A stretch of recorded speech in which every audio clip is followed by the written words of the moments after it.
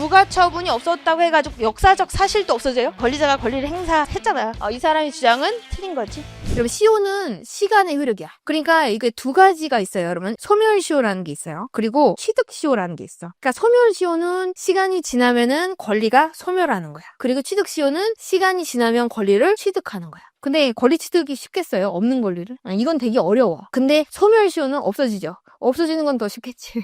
소멸시효는 이제 조금 개념을 알아두셔야 돼요. 소멸시효는 소멸되는 거죠. 권리자가 그의 권리를 행사할 수 있음에도 불구하고 행사할 수 있어야 돼요. 장애사유가 있으면 안 돼. 행사할 수 있음에도 불구하고 일정 기간 동안 권리를 행사하지 않는 거야. 그런 경우에 권리를 어떻게 해? 소멸. 처음부터 권리가 없어져. 만약에 이제 그 기간 만약에 5년이다. 그러면은 이제 권리 행사할 수 있을 때부터 5년간 이제 행사를 안 하면 없어지는 거야. 그러면은 이거 스탑시킬 수 있을까? 스탑시킬 수 있어요. 그러면은 기간이 더 늘어날 수가 있는 거야. 그래서 그걸 갖다가 중단사유라고 그래. 중단사유. 그래서 우리가 그걸 볼 거예요. 공법상 채권의 소멸시효는 기간이 얼마이냐? 5년이야. 공법상 채권은 5년이에요. 5년짜리예요. 5년 동안 행사하지 않으면 시효로 인해서 소멸한다. 그러니까 5년 동안 행사 안 하면 없어진다는 얘기야. 근데 여기에서 다른 법률의 규정이 없는 것은 이렇게 돼 있어요. 이거를 반대 해석하면 어떻게 돼요? 다른 법률의 규정이 있다면 그게 적용된다는 거야. 그러면 이 다른 법률이라는 것은 5년보다 짧은 거가 포함될까? 아니면은 긴 것도 다 포함이 될까? 짧은 것만 포함돼. 소멸시효의 취지가 뭐예요? 법적 안정성. 빨리 끝내버리는 거야. 권리관계가 계속해서 늘어지는 거를 막자라는 거야. 그래서 소멸시효 기간은 짧은 게 있으면 짧은 거로 가요. 만약에 다른 법률의 규정이 있으면은 그게 적용되는데 다른 법에 10년짜리로 돼 있어. 그럼 뭐가 적용돼요? 5년이 적용돼요. 5년. 그리고 2항을 보시면요. 국가에 대한 권리죠. 뭐 사인이 국가한테 청구할 수도 있잖아. 뭐 도급계약을 체결했다. 페인트 칠 다 해줬는데 보호수를 안 준다. 그럼 국가한테 청구할 수가 있겠죠.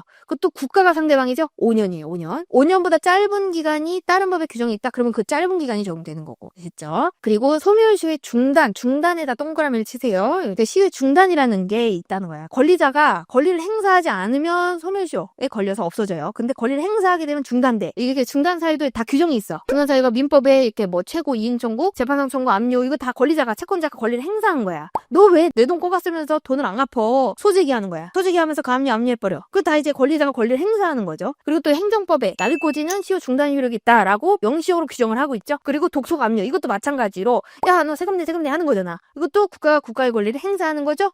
독촉 압류 이런 것도 다 있다. 그래서 시효 중단의 효력은 이렇게 되는 거야. 행정법상 시효는 5년이잖아요. 5년 지나면은 권리가 없어지는 거야. 예를 들어서 이렇게 독촉을 했다, 압류를 했다, 납입고지를 했다 이렇게 했다는 거야. 그러면 2년째 이런 중단 사유가 생겼어. 지금 2년까지 카운트가 된 상태잖아. 그러면 이때부터 다시 1년, 2년, 3년 해가지고 5년 늘어나서 여기 5년에 걸리느냐? 아니면은 여기 2년째 중단됐으니까 3년이 카운트되냐? 이게 문제야. 어떻게 되지? 처음부터 지금까지 지나온 이 시효는 무효가 돼요. 무효야. 그러면은 지금 국가의 채권은 5년인데 그 발생 원인이 사법관계에서 발생했어도 그 채권이 5년일까요? 그 채권의 발생 원인이 공법관계에서 발생했을 수도 있고 그리고 사법관계에서 생길 수도 있잖아. 그 채권 자체가 5년짜리 시효냐 아니냐. 국가를 상대방으로 하면 다 5년이야. 지자체를 상대방으로 하면 5년인 것이지 그 법률관계의 성격은 묻지 않아요. 그게 공법관계, 사법관계 묻지 않는다는 거야. 아셨죠? 5년. 관련 판례 보시면은 개발부담금 부가처분 취소 사건인데요. 91년도에 이 갑이라는 사람이 개발 사업을 종료했어요. 그러면 개발 사업 했지?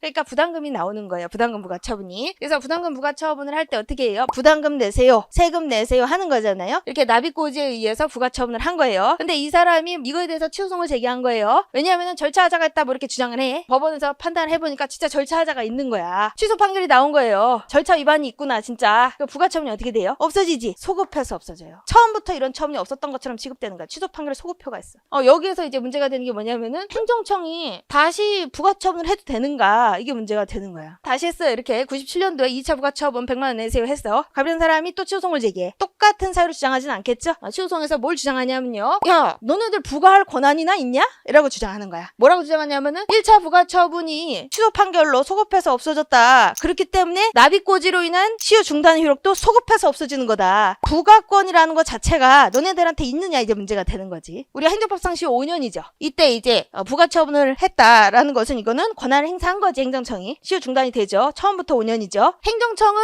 여기서부터 다시 5년이기 때문에 98년까지 부과할 수가 있는 거예요. 근데 이 사람이 주장하는 거는 야 이거 부가처분 없어졌기 때문에 납입고지로 인한 시효 중단 효력도 없는 거다. 너네들은 이때부터 개발사업 종료됐을 때부터 부가권을 행사할 수 있었다. 그러니까 이때부터 5년 더 해야지 왜 이때부터 하냐. 5년 더 이때부터 하면은 96년인데 지금 97년 아니냐. 이미 시효 완성됐다. 부가권이 없다. 이렇게 주장한 거지. 맞을까요? 아니라는 거지. 시효 중단이라는 것은 왜 시키는 거죠? 권리자가 권리 행사했다는 역사적 사실로 인해서 중단이 되는 거예요. 부가처분이 없었다고 해가지고 역사적 사실도 없어져요? 이 권리자가 권리를 행사했어 안 했어? 했잖아. 그런 역사적 사실이 있는 거잖아. 이 사람의 주장은 틀린 거지. 그렇기 때문에 시효 중단되죠?